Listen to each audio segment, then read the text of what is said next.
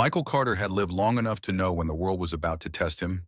A single father in his late 30s, he carried that kind of quiet weight most men never spoke about. The bills stacked on the kitchen counter, the half-empty gas tank in his old pickup, the ache in his shoulders that never really went away. Yet every morning, he brewed coffee, made oatmeal, and tried his best to smile at his daughter Lily, because she deserved a father who looked like the world hadn't already taken too much from him. That Saturday morning was crisp, the kind of autumn morning that painted the air with damp earth and wood smoke. The little kitchen smelled faintly of coffee grounds and cinnamon, though Michael hadn't baked anything. Lily, 9 years old and endlessly curious, sat cross-legged by the window with her long brown hair falling in messy waves. A paperback book was spread open on her lap, her small finger holding a page like a secret she didn't want to lose. "Dad," she said, her voice soft but playful, "I think this doll doesn't want fixing anymore. I think it wants an adventure." Michael chuckled under his breath, looking down at the broken plastic toy on the table. He had been turning a tiny screw with his old pocket screwdriver, but Lily's words tugged something loose in him. He set the tool aside and lifted the pot lid to stir oatmeal simmering on the stove. "You think so?" he asked, raising an eyebrow at her. "I know so," she replied, tucking her chin with that determined spark only children could carry. "You promised we'd look for treasures this weekend. Maybe we can go to Willow Creek. You said they sometimes have old wooden boxes at the flea market. What if one of them has a treasure map?"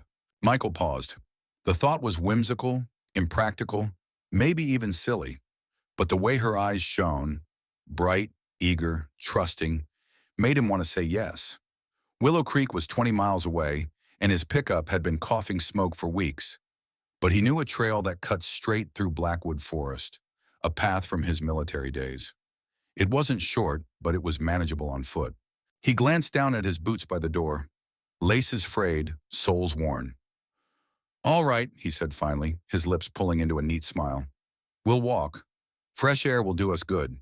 Lily's grin lit up the kitchen. She hopped down from the window seat and hugged her bowl of oatmeal, blowing on the steam like it was some magic potion. "Be careful, Dad," she whispered in a tone that was half pretend and half worry.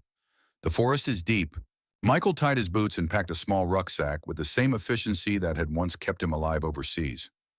A water bottle, a folding knife, paracord, a faded map, a tin box with a lighter and sewing kit, and a single extra jacket. He laid a hand gently on Lily's head as she finished her breakfast. "I'm your dad. That forest is nothing. We'll be back before sunset, and tonight we'll have our own treasure hunt in the backyard." The old wooden door creaked as he closed it behind them. Morning dew dripped from the porch railing, streaking the wood like ink stains. Crows cawed noisily from the power lines as father and daughter set off down the road, their shadows stretched in broken pieces under the maple trees. The deeper they went into Blackwood, the more the world changed. The town's distant hum disappeared, replaced by the rustle of leaves and the faint tapping of woodpeckers. Sunlight filtered through the canopy in shifting streaks, painting their path in golden shadow. Lily pointed out a squirrel darting up a pine tree, her small voice filling the quiet with excitement. Michael listened, nodding when she asked questions about moss, roots, and the way the air smelled sweeter among the ferns. Every step reminded him why he fought so hard to keep her childhood intact. But as they pressed deeper, a sound broke the forest rhythm. Michael froze mid-step. At first he thought it was the wind, or maybe the distant creak of branches rubbing together. Then he heard it again, softer this time, muffled, almost swallowed by the damp leaves. A sob. He raised his hand slightly, signaling Lily to stop. She tilted her head in confusion but obeyed, her wide eyes darting to his face. Michael crouched low, his senses sharpening. The soldier in him, long buried under years of single fatherhood, stirred awake like a dormant animal. The sound came again, broken, fragile, the unmistakable cry of a child in distress. Michael's jaw tightened. He scanned the forest ahead, the way the mist clung low between the trees. His boots pressed silently into the moss as he moved forward, one hand instinctively brushing the handle of the folding knife strapped to his belt. "Stay close," he whispered to Lily, his voice low and steady. They crept through thick brush, ferns brushing against their legs. Michael counted steps in his head. 3 forward, pause, listen. 2 more, crouch, breathe. The sobs grew clearer, jagged, desperate, and carried a fear that no child should ever have to hold. Then through a gap in the leaves he saw it. A boy, maybe 7 or 8, tied to a young maple tree with thick rope wound around his small waist and arms. His knees scraped raw from leaves, his head trembling as if every muscle was locked in terror. A dirty cloth stuffed in his mouth muffled his cries. His wide, tear-filled eyes stared into the forest like they were begging for someone, anyone, to see him. Michael stopped cold. His chest tightened. Breath caught. Lily gasped softly behind him, her hands clenching his sleeve. The boy's body shook violently, his wrists chafed red and swollen from struggling. The sight was brutal, so brutal that even the forest seemed to hold its breath. Michael lunged forward. "Hey, kid, you okay?" His voice came out low and firm, cutting straight through the air. The boy flinched, his eyes snapping toward Michael. For a split second, amidst the panic, a thin spark of hope flickered. Michael dropped his walking stick under his arm and crouched close, steadying the boy with a hand on his shoulder. "It's all right. Look at me. Breathe through your nose." He tugged at the filthy cloth, gagging the boy, loosening the knot until the rag slipped free. The child gasped for air, coughing hard, then whispered through choked breaths, "Aunt, Aunt Victoria, she tied me up." Michael's eyes narrowed. His instincts screamed. Whoever did this wasn't just cruel. They were dangerous. "Don't move," he murmured. With a sharp flick, he pulled open his folding knife. The blade slid cleanly between rope and shirt, cutting through the first knot. Another slice freed the boy's arms, rope falling limp to the ground like a dead snake. The boy's small body collapsed against him, trembling uncontrollably. Michael wrapped an arm around him, pulling him close, steadying his weight. "You're safe now," Michael whispered, his voice steady though his pulse hammered in his temples. "You're not alone." Lily stepped forward, her eyes wide with both fear and compassion. She carefully draped the spare jacket from Michael's pack over the boy's shoulders. He clung to it, clutching the fabric with trembling fingers, as if it were the only thing anchoring him to the world. From somewhere behind them, the forest rustled. A faint crunch of leaves, deliberate, sharp. Michael's gaze snapped up, scanning the shadows between the trees. His grip tightened around the boy, his body shifting instinctively into a shield. Whoever had done this could still be close. And in that moment, Michael Carter knew. This day had just changed everything. Michael Carter had never been the type of man to hesitate when a child was in danger.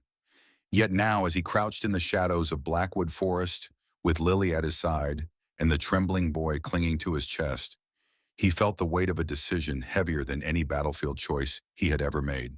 The boy, Noah Stone, he'd said between sobs, was so small, so frail, his wrists rubbed raw, and his cheeks streaked with dirt and tears. The jacket Michael had draped over him seemed to swallow him whole. Noah's eyes, though, told the real story.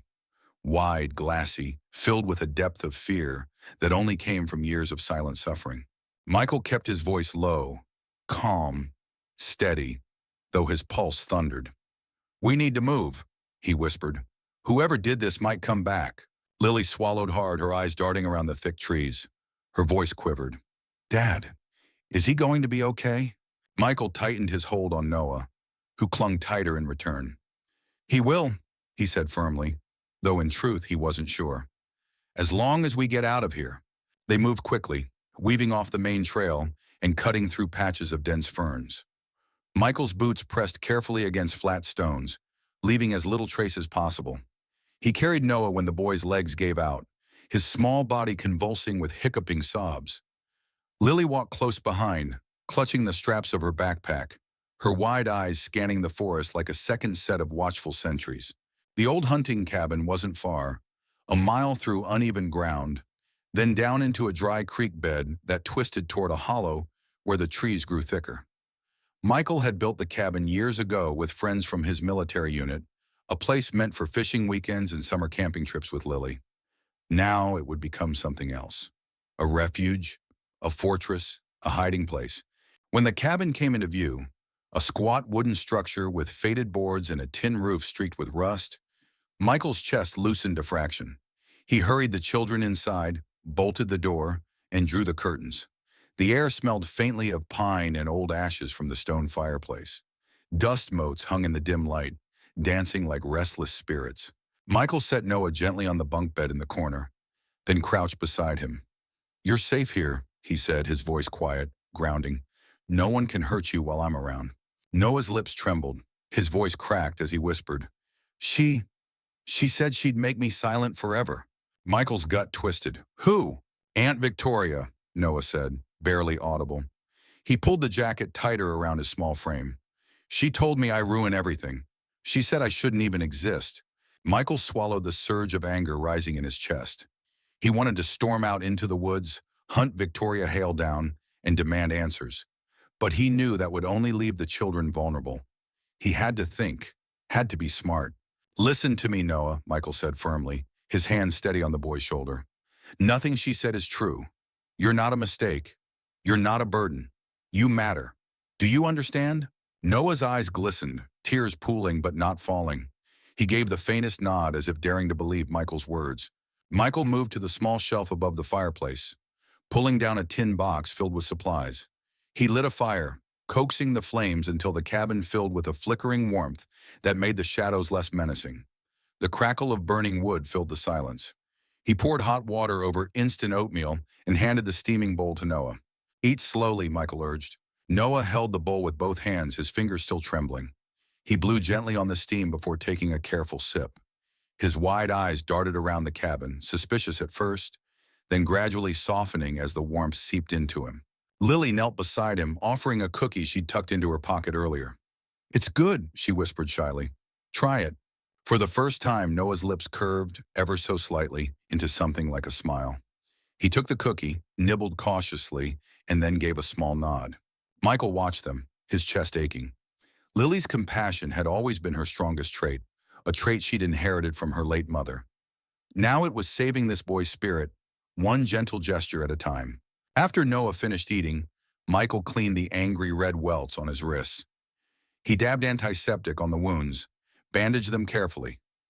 Noah flinched at first, but when he realized Michael's touch carried no cruelty, he stilled.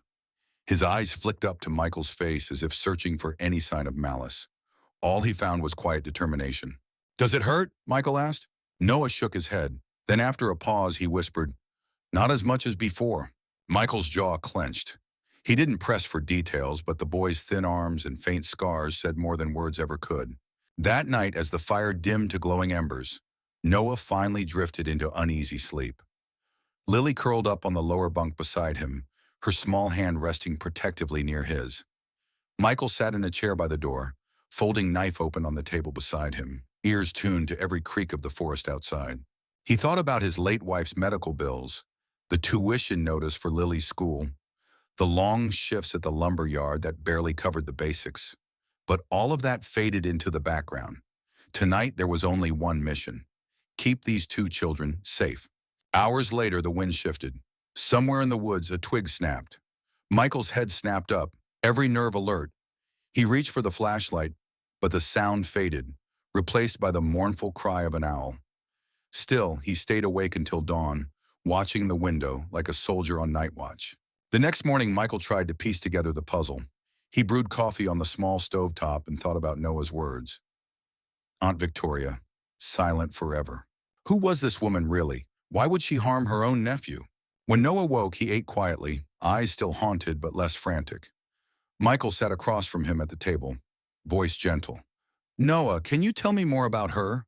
About Victoria?" Noah's small fingers fidgeted with the edge of the blanket. His voice came out hoarse.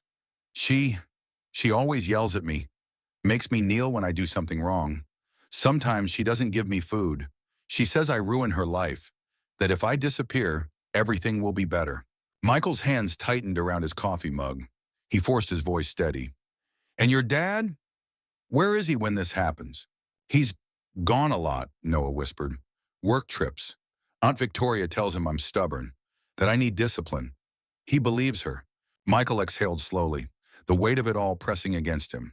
A father too distracted to see, an aunt twisted enough to abuse, and a boy caught in the crossfire. "Listen, Noah," Michael said, leaning forward. "You're safe with me. But if we go to the police right now, she might twist the story. People like her. They're good at lying. We need proof. Do you understand?" Noah looked up, a flicker of hope crossing his face. "Proof? Michael nodded. Evidence, something no one can ignore.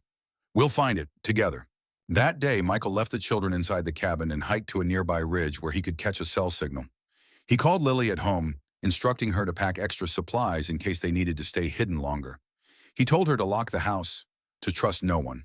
On his way back, he passed the neighboring farm where Mrs. Thompson, the Stonehaven's longtime neighbor, often tended her garden.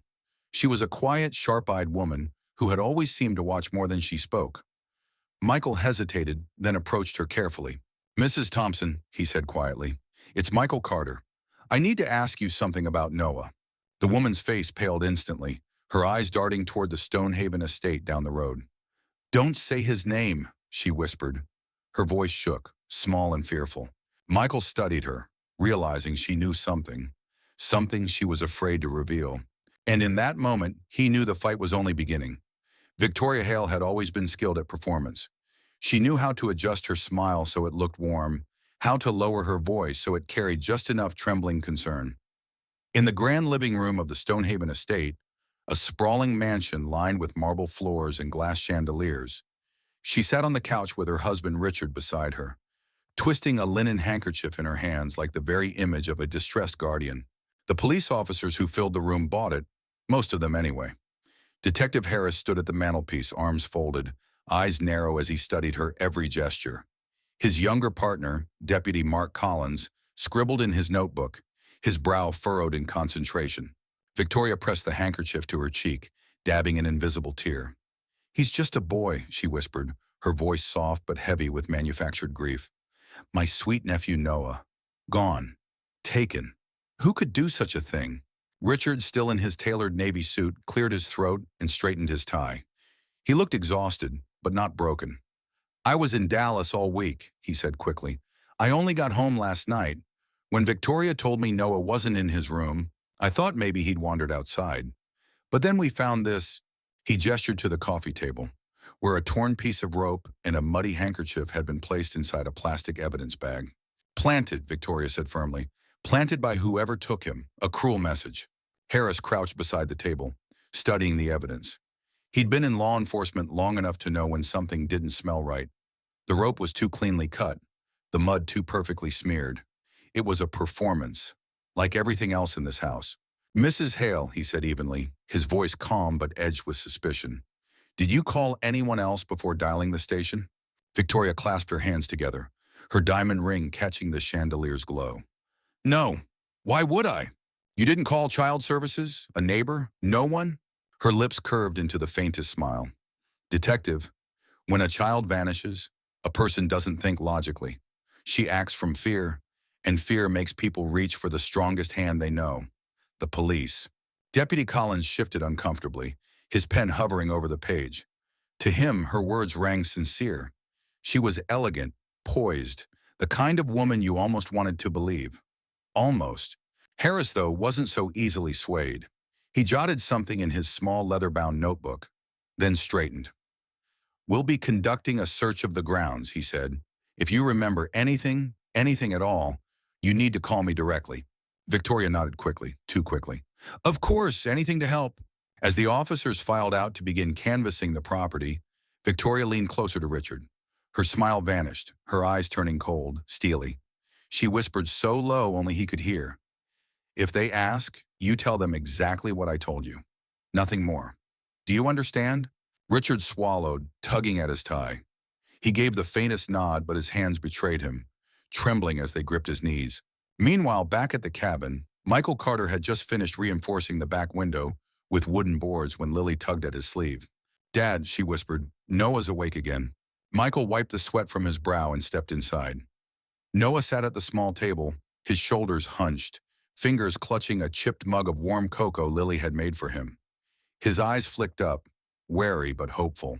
Michael sat across from him, keeping his voice calm. "I need to ask you something important, and I want you to be honest, even if it's hard. Can you do that?" Noah hesitated, then gave a tiny nod. "Did your aunt ever say what she'd do if people found out about how she treated you?" Noah's hands tightened around the mug. His voice was a fragile whisper. "She said no one would believe me, that she's too smart. She said she'd tell everyone I make things up, that I'm Broken. Michael's jaw clenched. He forced his voice to stay even. You're not broken, Noah. She is. Lily reached across the table, her small hand resting gently on Noah's. You don't have to be scared here. My dad believes you, and so do I. For the first time, Noah's shoulders loosened. The faintest crack appeared in the wall of fear around him. That evening, as the children drifted into uneasy sleep, Michael stepped outside onto the porch, listening to the chorus of crickets rising from the forest. He pulled his phone from his pocket, praying for a bar of signal. Nothing. He cursed under his breath, sliding it back into his jacket. A twig snapped behind him. Michael turned sharply, knife in hand. But the figure that stepped from the shadows was familiar. Easy, said Detective Harris, raising a hand. His flashlight beam cut across the cabin walls. You've got someone here you shouldn't, Carter. Michael's pulse raced. He lowered the knife slightly but didn't put it away. How'd you find me? Harris smirked faintly. Let's just say you're not the only one who knows this forest. And you're not exactly subtle when you're hauling two kids through the underbrush. Michael exhaled sharply. He was tied to a tree, Harris. Gagged. If I'd left him there, he'd be dead. You know that. Harris's eyes narrowed. I know what I saw in Victoria's house, and none of it adds up. But the problem is, her story's cleaner than yours right now. You're the man in the woods with someone else's child. That doesn't play well on paper. Michael stepped closer, his voice low, urgent. Then help me make it play right. This isn't just abuse. She killed his mother, I'm sure of it. And she's going to do worse if she gets him back. I need time. Give me time. For a long moment, Harris studied him, his jaw working. Then he nodded slightly. One day, that's all I can give you. Find me something I can take into court. Otherwise, the next time we talk, I'll be the one putting you in cuffs. He turned and disappeared back into the trees, his flashlight beam fading until only darkness remained. Inside, Michael found Lily awake, sitting cross-legged at the edge of the bunk bed, worry written across her face. Was that the police or nah? She whispered. Michael nodded. Detective Harris. He doesn't trust Victoria, but he can't protect us unless we give him proof. Lily chewed her lip. Then we need to find it. What if we go to Mrs. Thompson? You said she knows things. Michael's eyes softened with pride. She had her mother's determination, that unshakable spark of courage. He reached out and brushed a strand of hair from her face. You're right. We'll talk to her tomorrow. The next day, Michael carried Noah down the old trail toward the Thompson farm, Lily walking close beside them. The farmhouse stood weathered but sturdy, its white paint peeling in places, its porch lined with rocking chairs. Mrs. Thompson herself met them at the door, her sharp blue eyes darting nervously past Michael to the boy. You shouldn't be here, she whispered. If Victoria finds out, she already tried to kill him, Michael interrupted, his voice hard. I'm not here to gossip, Mrs. Thompson. I need the truth. Did you ever see her hurt him? Did you hear anything the night his mother died? The woman's lips pressed into a thin line.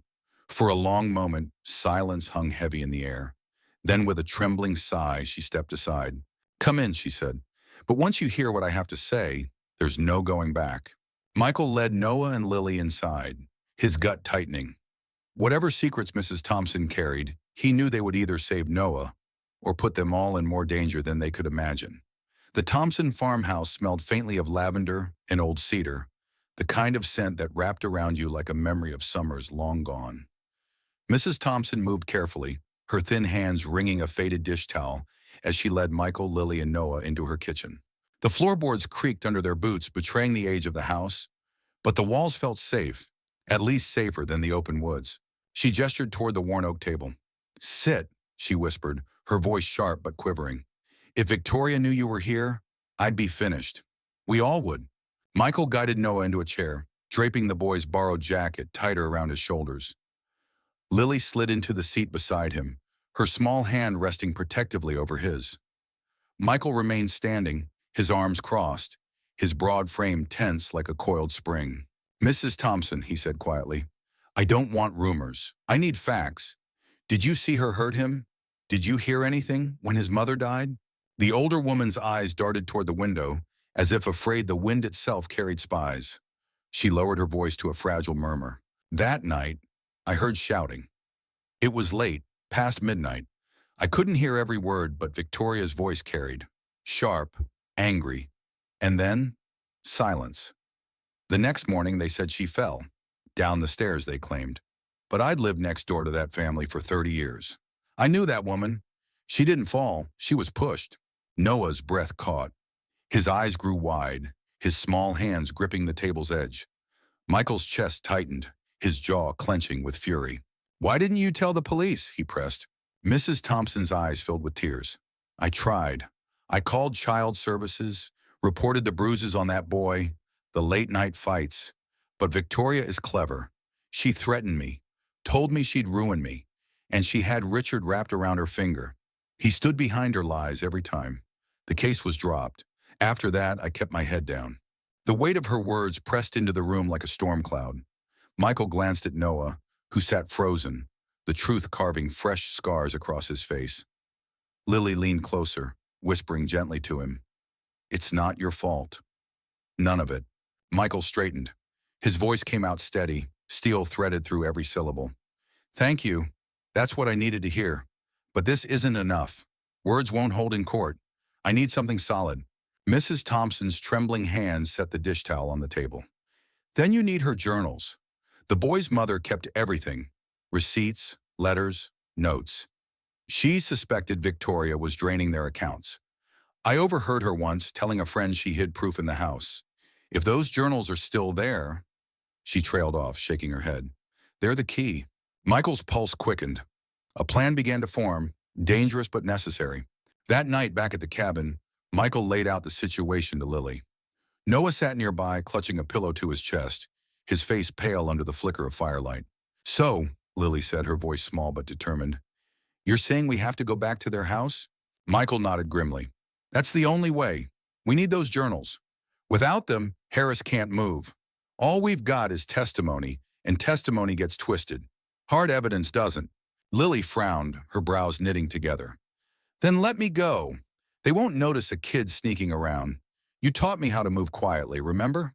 Michael's heart dropped at the suggestion. He shook his head firmly. "Absolutely not. It's too dangerous." But Lily held his gaze, her eyes reflecting the same fire her mother once had. "Dad, you can't do it alone. If they see you, they'll call it kidnapping. But me, I can blend in. I can slip in and out. Please, let me help." Michael rubbed his temples, torn between fear and pride. He had always taught Lily to be brave, to stand up for what was right. Now that bravery was staring back at him in the form of his 9-year-old daughter, and it terrified him. Finally, he sighed. "If we do this, we do it my way. No risks, no heroics. You get in, get the journals, and get out. And I'll be close, covering you. Understand?" Lily nodded, her lips pressed tight. "Understood." Noah's voice piped up suddenly, fragile but urgent. I know where they might be. My mom used to hide things in the stairwell. She thought Victoria never looked there. Maybe—" His voice broke, but his eyes held steady. "Maybe that's where." Michael crouched beside him, placing a steady hand on the boy's shoulder. "Then that's where we'll look." The following evening, Michael and Lily moved through the shadows toward the Stonehaven estate. The mansion loomed in the distance, its tall windows glowing faintly under the moonlight.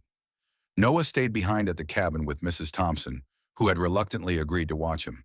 Michael knelt in the brush, whispering instructions to Lily. "Stay low, stay quiet. Get in through the side kitchen window.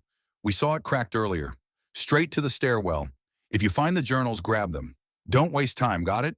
Lily's breath puffed white in the cold night air. She nodded, her small frame taut with focus.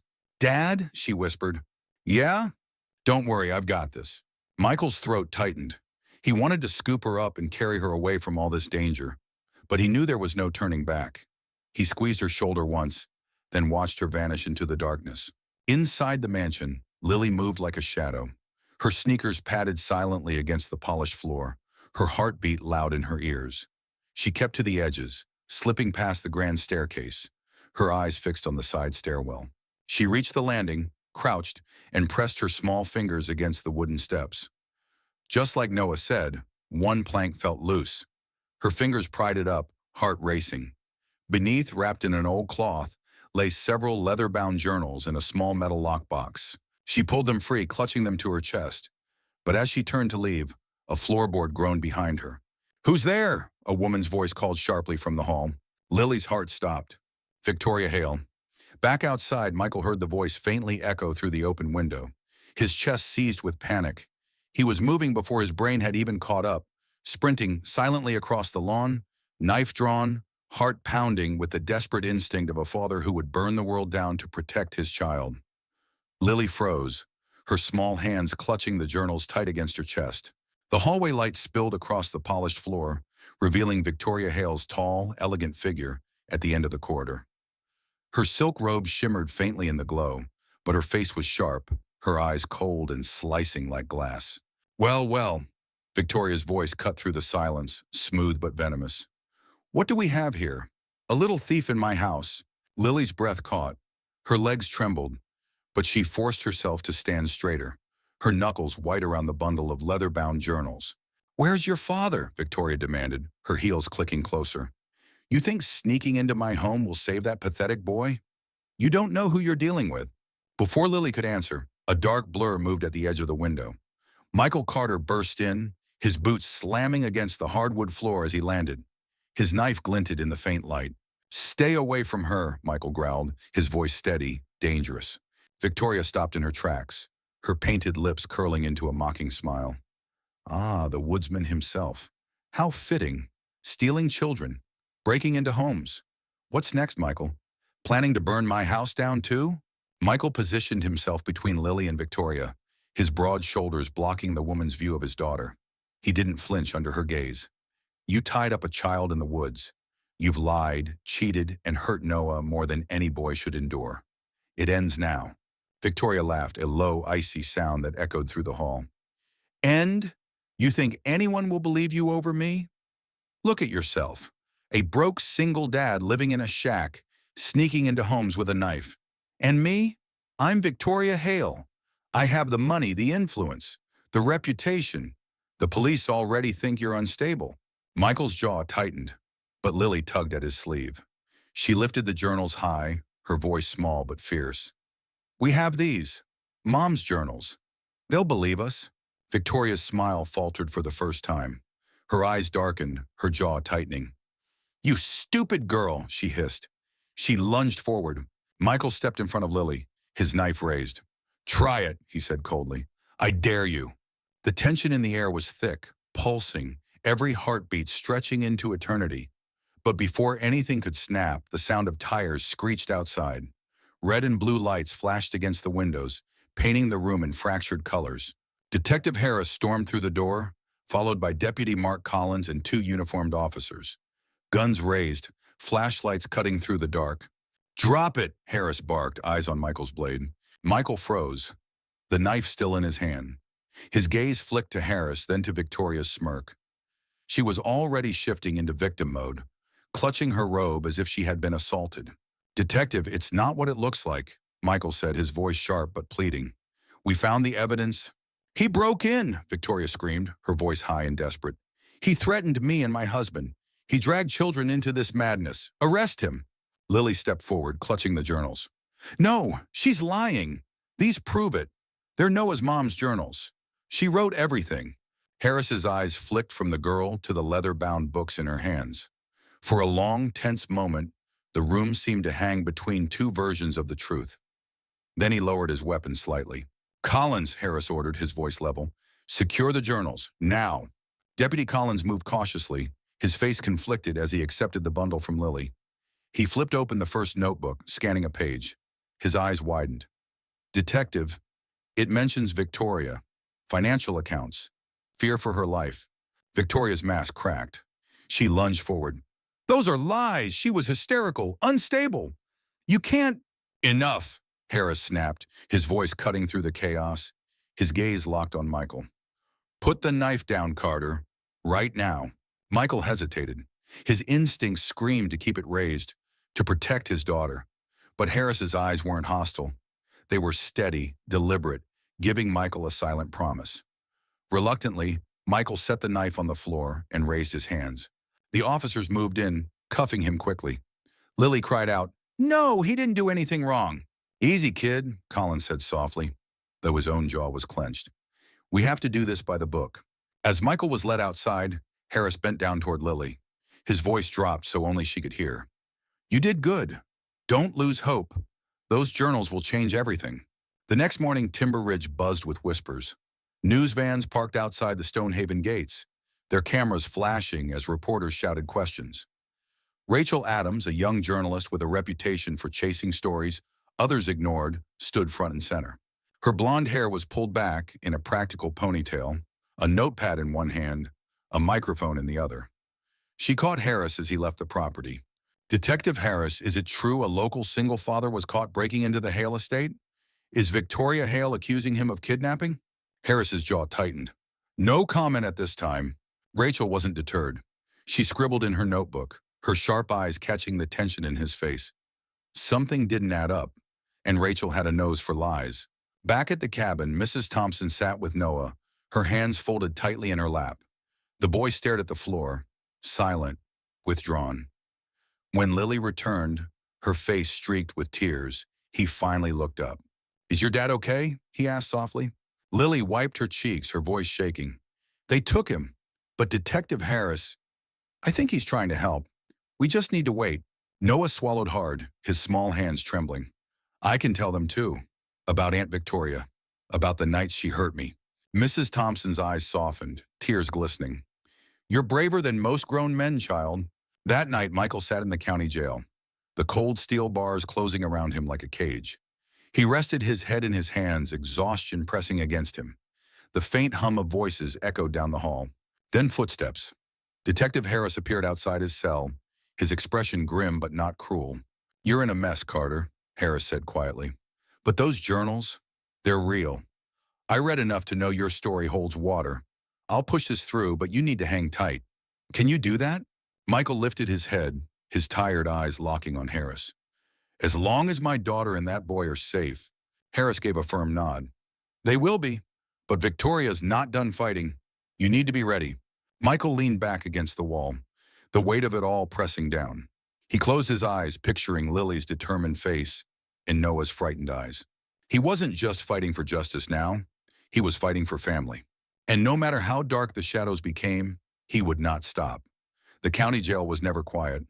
Metal doors clanged, voices echoed, and the stale air carried the sharp scent of disinfectant and sweat. Michael Carter sat on the edge of his narrow cot, elbows resting on his knees, eyes staring at the scuffed floor. He'd been in worse places before, in deserts halfway around the world, in villages that reeked of smoke and fear. But something about this cage was different. This wasn't war. This was his life, his daughter's safety, and the fragile trust of a boy who had already suffered too much. The cell door rattled. Deputy Mark Collins appeared, his uniform crisp but his face weary. "Carter," he said softly, glancing over his shoulder before stepping closer. "I read more of those journals. Your wife, Noah's mom, she was scared. She wrote everything. Names, dates, bank withdrawals. She knew something was coming." Michael looked up, his eyes sharp despite the fatigue etched across his face. "Then why am I still sitting here?" Collins sighed, his voice dropping. "Because Victoria's got half the town wrapped around her finger. Judges, council members, donors. She's built a reputation of polished lies.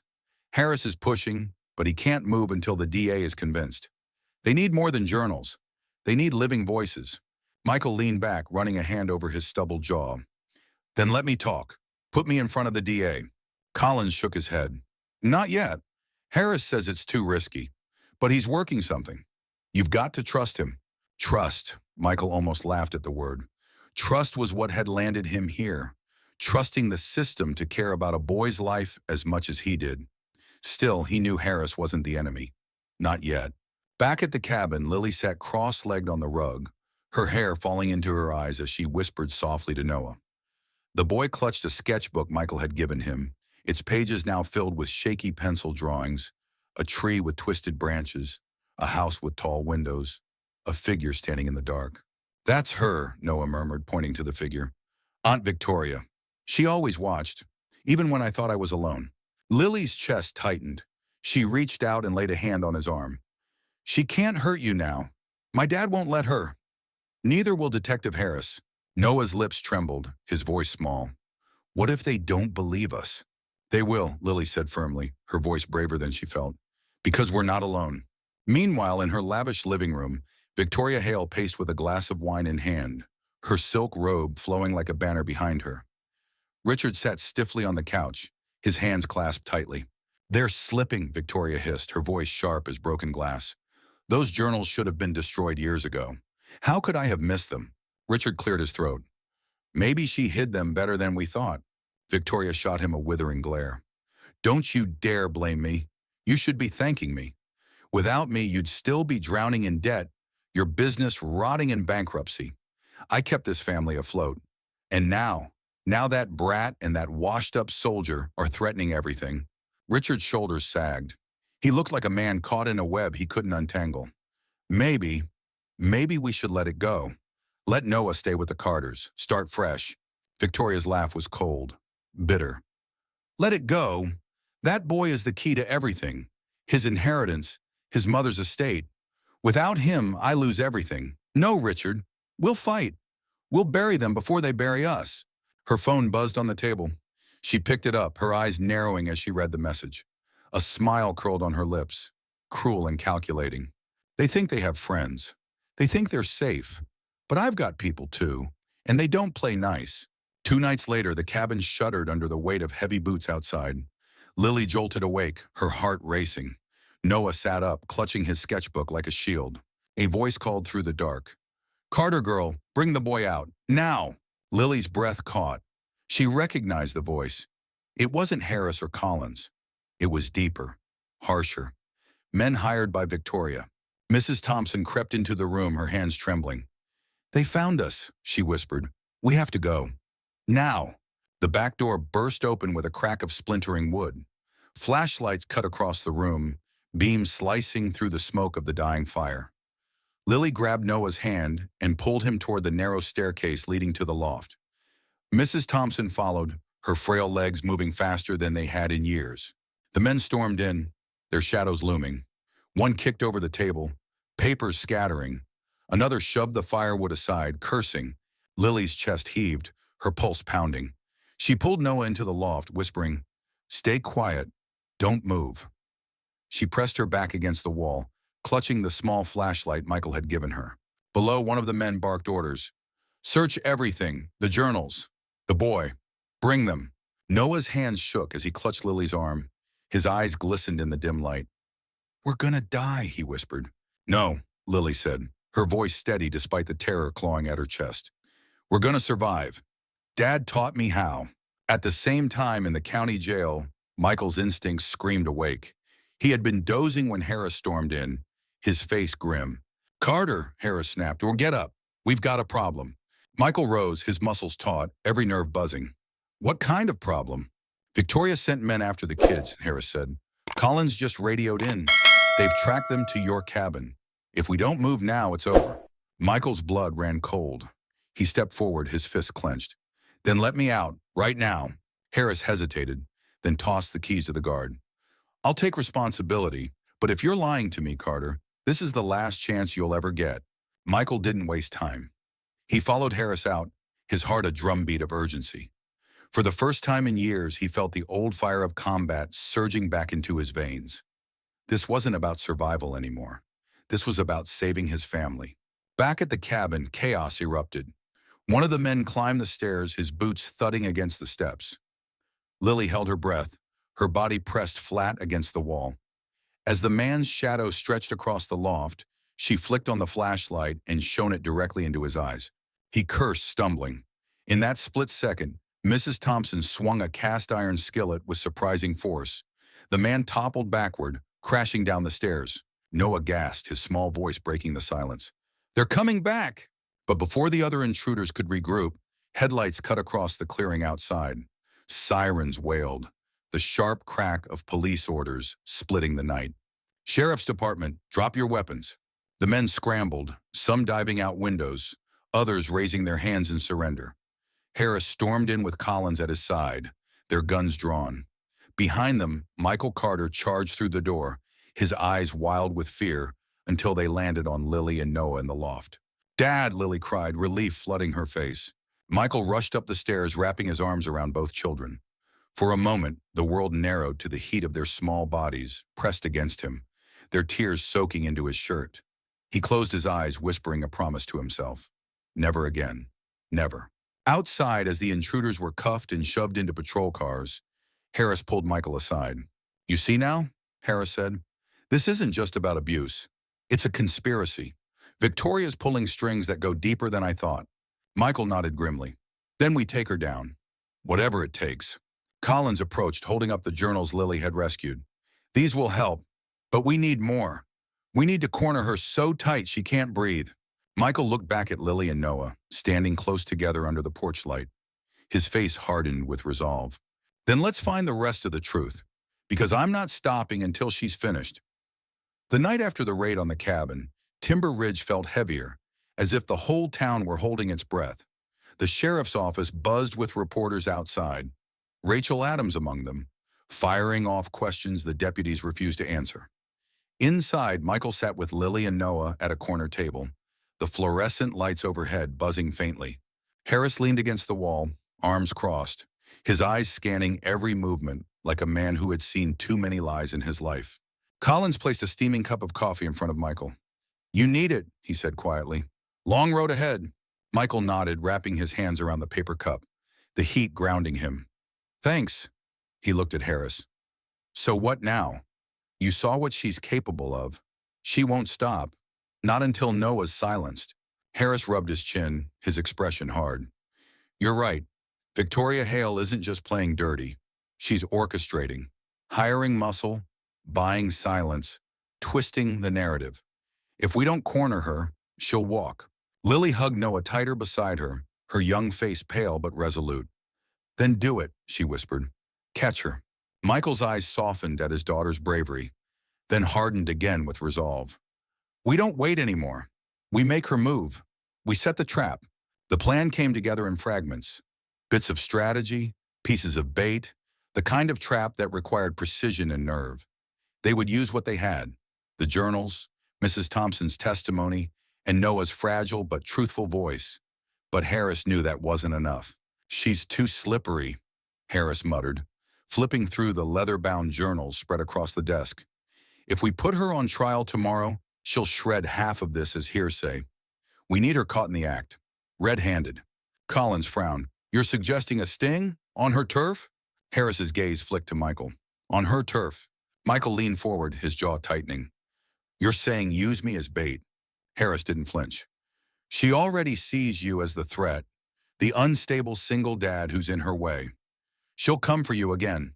If we control the when and where, we can record everything. Wire, cameras, the works." Lily's hand shot out, clutching Michael's sleeve. "Dad, no!" Her voice cracked, trembling. "She almost killed you already. Please." Michael turned, crouching to meet her eyes. His voice was gentle but firm. "Sweetheart, I have to. If I don't, she wins. And if she wins, Noah never gets free of her. Neither do we." Lily blinked back tears, her small face tightening with reluctant strength. Finally, she nodded. "Then promise me. Promise me you'll come back." Michael pulled her into his arms, pressing a kiss against her hair. "I promise."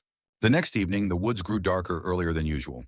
The pines towered high, their needles whispering in the cold wind. The trap was set at Horseshoe Hollow, a curved ridge where sound carried and escape was tricky.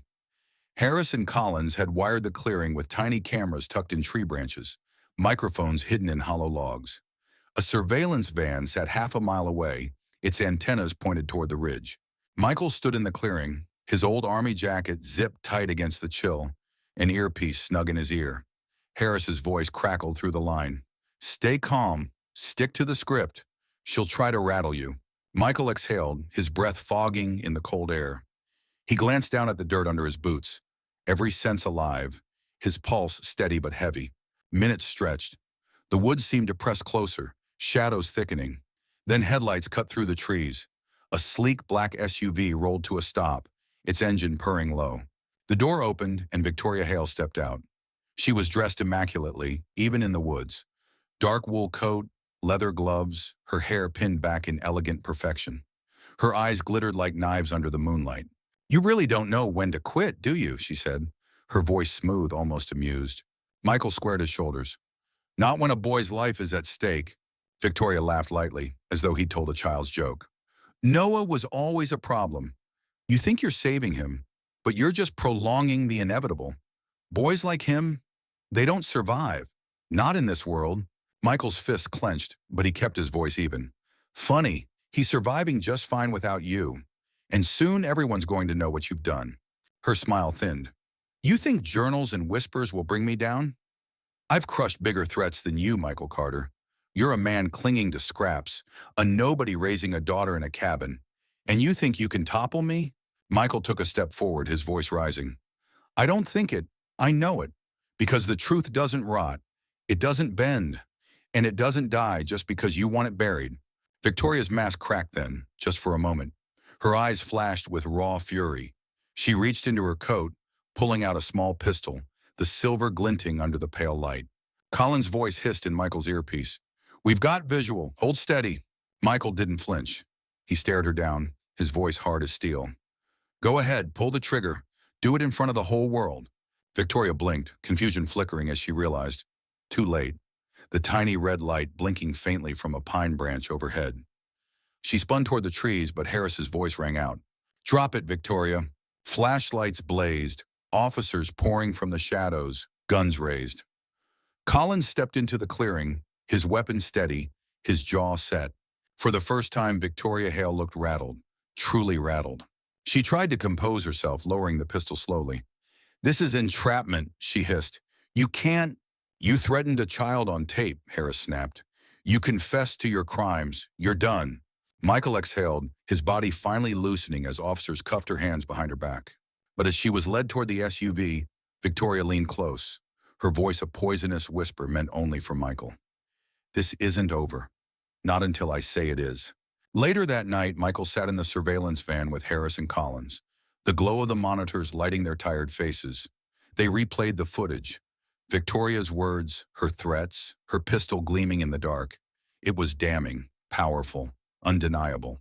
This, Harris said, his voice gravelly, is what we needed. She won't worm her way out of this one. Collins glanced at Michael. You did good, real good. Michael leaned back, exhaustion weighing on him. But in his chest, for the first time in weeks, hope stirred. Back at the safe house, Lily rushed into his arms, clinging to him fiercely. Noah hovered nearby, eyes wide, uncertain. Michael crouched, pulling him into the embrace too. You're safe now, he whispered, his voice breaking. Both of you. She can't touch you anymore. But even as the words left his lips, Michael couldn't shake Victoria's chilling whisper. This isn't over. And deep down, he knew she meant it. The morning after Victoria Hale's arrest, Timber Ridge woke buzzing like a hornet's nest. News trucks lined Main Street, their satellite dishes pointed skyward. Reporters leaned into cameras, their voices sharp with urgency. Last night, one anchor announced, local philanthropist and socialite Victoria Hale was arrested on charges of child endangerment, conspiracy, and attempted assault. Sheriff's deputies say the arrest came after a sting operation in Blackwood Forest. Inside the sheriff's office, Michael sat hunched at a metal table, Lily tucked against his side, Noah sitting close but quiet. His hands still smelled faintly of pine and sweat, his knuckles scraped raw from gripping too hard, too long. The victory felt hollow. He should have felt relief, maybe triumph. Instead, unease curled in his gut like a snake. Harris strode into the room, a stack of paperwork in one hand, coffee in the other. His face was lined, his eyes bloodshot, but his voice carried authority. They've got her in county lockup, he said flatly. Charges are stacked high enough to bury her. DA's already prepping for arraignment. Michael exhaled, his shoulders slumping. So it's over? Harris hesitated, his jaw tightening. It should be, but with people like her, it's never that simple. By mid-afternoon, Rachel Adams cornered Michael outside the station. Her notepad was tucked under her arm, her microphone still clipped to her jacket. Mr. Carter, she began, her voice brisk but not unkind. I've been following this since the beginning. People are asking questions. How did a respected woman like Victoria Hale end up accused of child abuse? What's the real story? Michael bristled. The real story is she tied an 8-year-old boy to a tree and left him to die. That's the truth. Rachel's sharp blue eyes softened. I believe you, but the public doesn't know everything yet. They only see headlines. Prominent woman accused. Not the scars on that boy's wrists or the nightmares that wake him up screaming. If you want to protect him, we need to show the world who she really is. Michael studied her, his instincts tugging both ways. She was a reporter, sharp, ambitious, relentless. but there was sincerity in her voice, a determination that reminded him of Lily's quiet bravery. "Fine," he said finally, "but Noah's off limits. He's been through enough." Rachel nodded. "Understood." That night, Michael drove Lily and Noah back to the cabin, the road winding dark under the canopy of trees. The children slept in the back seat, their heads leaning together. Michael's eyes flicked to the rear-view mirror again and again, searching the shadows for headlights that lingered too long. He pulled into the clearing, shut off the engine, and sat for a moment in the silence. The woods whispered around him, the cabin standing stoic under the stars. Yet the unease remained. Inside, after tucking the kids into their bunks, Michael sat by the fire, staring into the flames. His hands trembled against his knees. He thought of Victoria's whisper at the sting. "This isn't over." He thought of Harris's warning, the way powerful people always seem to slip free. He was still staring when Mrs. Thompson knocked at the door. "Michael," she said softly, stepping inside. Her face was pale, her hands twisting a shawl. "I heard something at the market today. People talking. They say Victoria posted bail. Some wealthy friend from the city wired it in." Michael's head snapped up, his heart hammering. "You're telling me she's out?" Mrs. Thompson's eyes filled with worry. "They say she'll be at home tonight." Michael swore under his breath, pacing the room. Unbelievable. She threatens a child on camera, and they still let her walk free? Mrs. Thompson laid a trembling hand on his arm. "Be careful, Michael. People like her, they don't lose gracefully."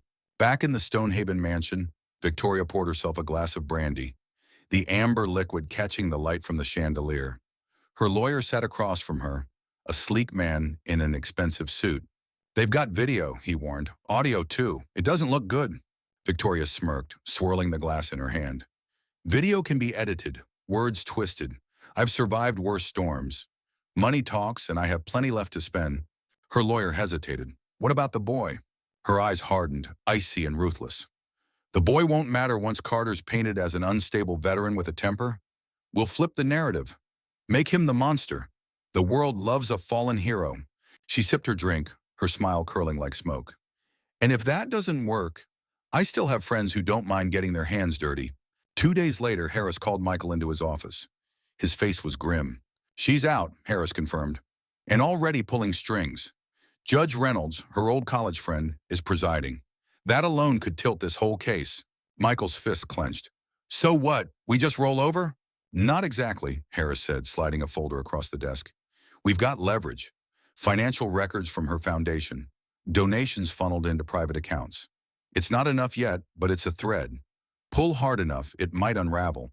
Michael flipped through the pages, the numbers swimming before his eyes. "Then let's pull." Collins stepped in, his young face lined with worry. "But she's not going to sit quiet while we dig. If she's desperate, she'll come at you again. You ready for that?" Michael met his eyes, his voice steady. "I don't have a choice." That night, Michael returned to the cabin. Lily and Noah sat by the fire, coloring quietly in Noah's sketchbook. The warmth of the flames painted their faces in soft light, their laughter fragile but real. Michael knelt beside them, his heart aching with both love and fear. "Hey," he said softly, "no matter what happens, you two remember this. You're stronger than the darkness out there, stronger than her, and I'll fight with everything I've got to keep you safe." Lily leaned into him, her voice muffled against his chest. "We know, Dad." Noah looked up, his eyes wide, his voice small but steady. "She won't win. Not this time." Michael pulled them both into his arms, the fire crackling, the storm outside growing louder. Because even with Victoria out of jail, even with the system tilted against them, he knew one thing for certain. This fight wasn't over. It was just beginning. The storm broke hard that night.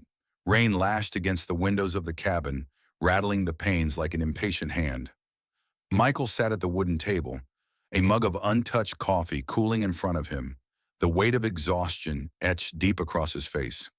Lily and Noah were upstairs, tucked beneath quilts. Their small bodies finally surrendered to uneasy sleep. But Michael couldn't rest. Not when Victoria Hale was free, not when her whisper still burned in his ears. This isn't over. The knock came close to midnight, sharp, urgent. Michael rose fast, his instincts alive. He checked the window before unbolting the door. Harris stood outside, rain slicking his coat, his face grim under the porch light. "She's moving," Harris said without preamble, stepping inside. Water dripped onto the rug as he shut the door behind him. Victoria filed a motion this afternoon, petitioning for emergency custody of Noah. Michael froze, his chest tightening. Custody? After everything? Harris nodded grimly. She's claiming you're unstable, dangerous, that you kidnapped him. Judge Reynolds signed a temporary order. There's a hearing in 3 days.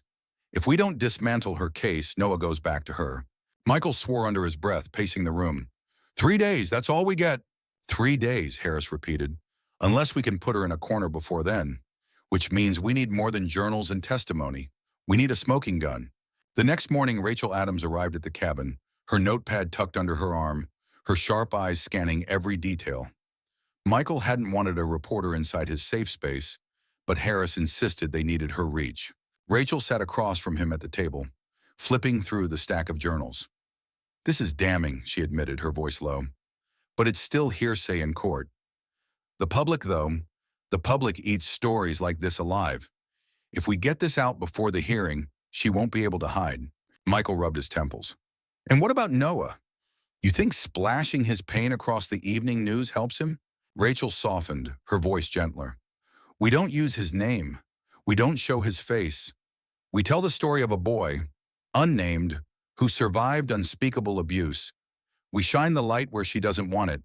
That light is what keeps her from bearing you in court. Michael studied her for a long moment before nodding reluctantly. Do it, but you leave the kids out of it. By noon, the story broke. Local channels lit up with Rachel's report. Philanthropist Victoria Hale under fire, allegations of abuse and corruption. Grainy shots of the journals appeared on screen, blurred lines of incriminating notes, whispers of financial fraud. Public opinion shifted fast. Whispers in coffee shops and grocery store aisles painting Victoria not as a victimized aunt, but as a predator exposed. But Michael knew better than to celebrate. The more cornered Victoria became, the more dangerous she would grow. That night, the danger arrived. Michael woke to the sound of shattered glass. His body reacted before his brain caught up. He grabbed the baseball bat propped beside the bed and raced down the stairs. 2 masked men had forced their way through the window, their boots crunching on broken glass. One carried a crowbar, the other a hunting knife that gleamed under the dim light. Michael didn't hesitate. He swung hard, the bat cracking against the crowbar with a jarring clang. The man stumbled, cursing, as Michael shoved him back into the wall. The second lunged with the knife, but Michael twisted, grabbing his wrist and slamming it against the table until the blade clattered to the floor. Upstairs, Lily screamed. Noah, stay down, Michael roared, his voice raw with urgency. The fight was brutal, close quarters, desperate. Michael's muscles burned, his lungs heaved, but adrenaline drove him. Finally, with one last shove, he slammed the first intruder onto the floor and pinned the second against the wall. Red and blue lights flashed outside, sirens splitting the night. Harris and Collins burst through the door, guns drawn. Within minutes, the men were cuffed and dragged out into the storm. Michael stood in the wreckage, chest heaving, sweat dripping down his temples. Harris looked at him, eyes grim. She sent them, Harris said flatly.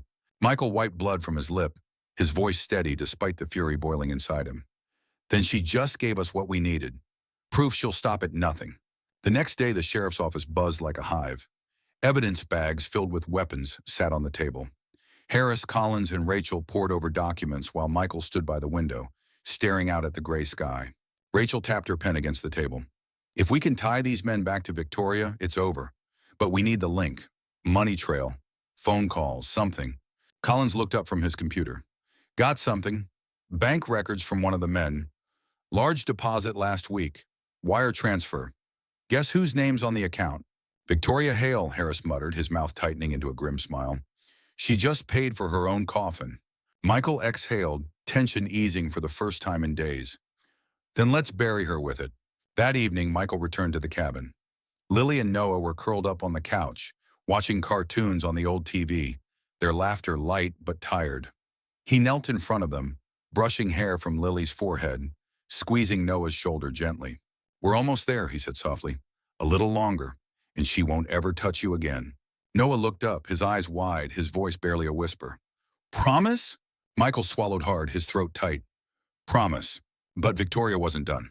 At the Stonehaven mansion, she paced like a caged lioness, her hair disheveled, her once perfect image cracking under the weight of exposure. Her lawyer's voice was frantic over the phone. They have the transfers, Victoria. You're cornered. Take a plea, minimize the damage. Never, she spat, her eyes blazing. I don't plead, I win, always. Her gaze slid to the window, where rain streaked down the glass. If they think they can destroy me with paper trails and weak witnesses, they're fools. I'll show them what power really looks like. 3 nights later, the courthouse filled for the emergency hearing. Reporters swarmed the steps, their cameras flashing as deputies escorted Michael, Lily, and Noah inside under heavy guard. Harris and Collins flanked them, Rachel trailing close with her notepad ready. Inside, the atmosphere was electric. Judge Reynolds presided, his expression carefully neutral, though Michael caught the faint flicker of recognition when Victoria swept into the room in her tailored suit, her head held high as if she were the wrong party. The hearing began. Her lawyers painted Michael as unstable, violent, a desperate man clinging to children who weren't his. But Harris countered with evidence. Collins with the wire transfers, and Rachel's report had already seeded doubt in the public's mind. Then Noah stood. His small frame trembled, his voice barely above a whisper, but every word struck like a hammer. She tied me to a tree. She said she'd make me disappear. I thought I was going to die. Gasps rippled through the courtroom. Judge Reynolds' face hardened. Victoria shifted in her chair, her mask finally slipping. Michael's eyes burned as he watched the boy speak, his courage filling the room with undeniable truth. When the gavel struck, the ruling was clear. Noah would remain in Michael's custody until the full trial. Victoria's plea for emergency custody was denied. For the first time, Michael allowed himself a smile. Lily squeezed his hand. Noah leaned against his shoulder, and for a fleeting moment, hope felt real. But as deputies escorted Victoria out, she turned, her voice low but sharp enough for Michael to hear. This isn't the end. You think you've won, but I still have cards to play. Michael's smile faded. He tightened his grip on the children.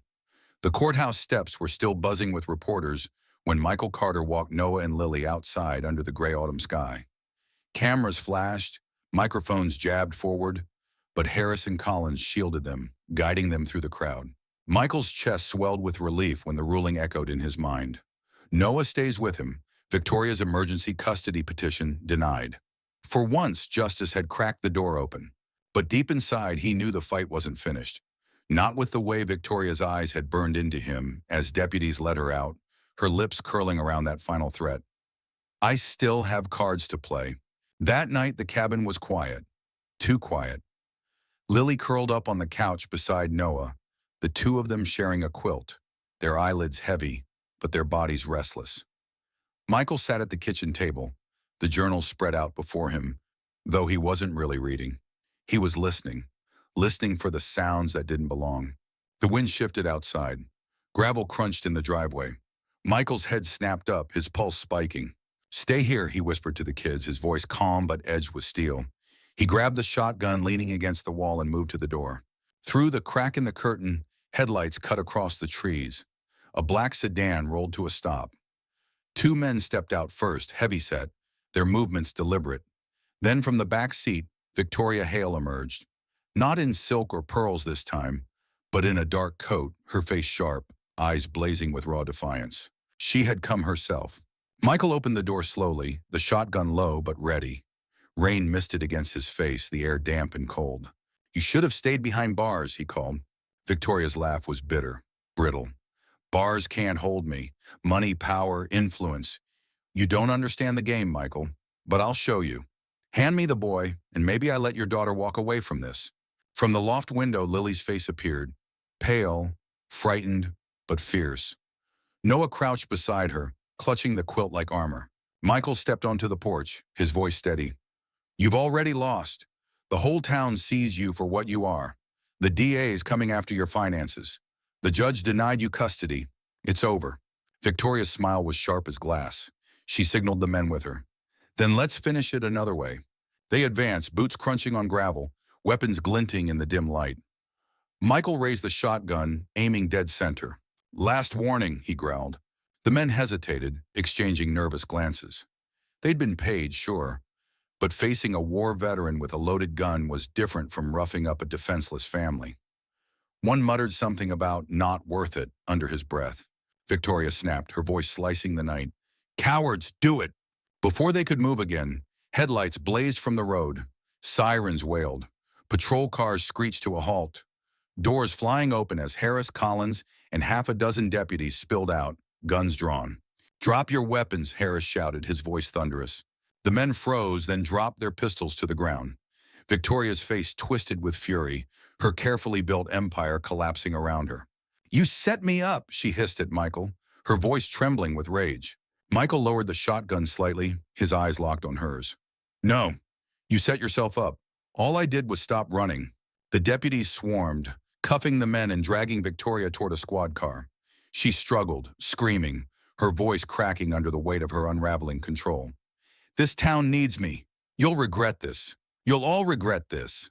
But for once, her words carried no power. The people who had once cowered in her shadow were now watching from their porches, their faces lit by the flash of police lights. Neighbors whispered, eyes wide, realizing the monster had been living among them all along. Harris approached Michael, his expression tired but triumphant. "It's done. This time she won't walk." Michael exhaled, shoulders slumping as the adrenaline bled away. He looked back at the cabin where Lily and Noah stood in the doorway, watching. He gave them a small, weary smile. "It's really over." Weeks later, the trial sealed it. Victoria Hale was sentenced to life without parole. The courtroom, once her stage, became her cage.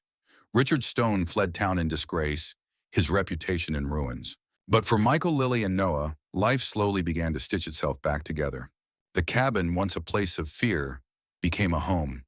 The walls echoed with laughter again. Lily teaching Noah how to ride a bike in the clearing, Michael grilling burgers on the porch, their evenings filled with simple, ordinary joys that felt extraordinary after so much darkness. Mrs. Thompson visited often, her sharp eyes softer now, her hands busy with pies she insisted on baking for the children. Rachel Adams dropped by too, her notepad tucked away, just a neighbor checking in. Even Collins, still green but learning, brought firewood on cold mornings. And Harris, stern, steady Harris, became something like family. One crisp winter evening, Michael sat on the porch, watching Lily and Noah chase each other through the snow, their laughter ringing clear. He thought of the journey, of ropes in the woods, lies in courtrooms, threats whispered in the dark. He thought of how close he had come to losing everything. But looking at the children now, their cheeks flushed, their eyes bright, he knew it had all been worth it. He whispered softly into the night, a promise carried on the cold air. "You're safe now. You're home." And for the first time in years, Michael Carter believed it. Closing question for the audience. If you were in Michael's shoes, an ordinary single parent suddenly facing a powerful enemy, how far would you go to protect the children who depend on you?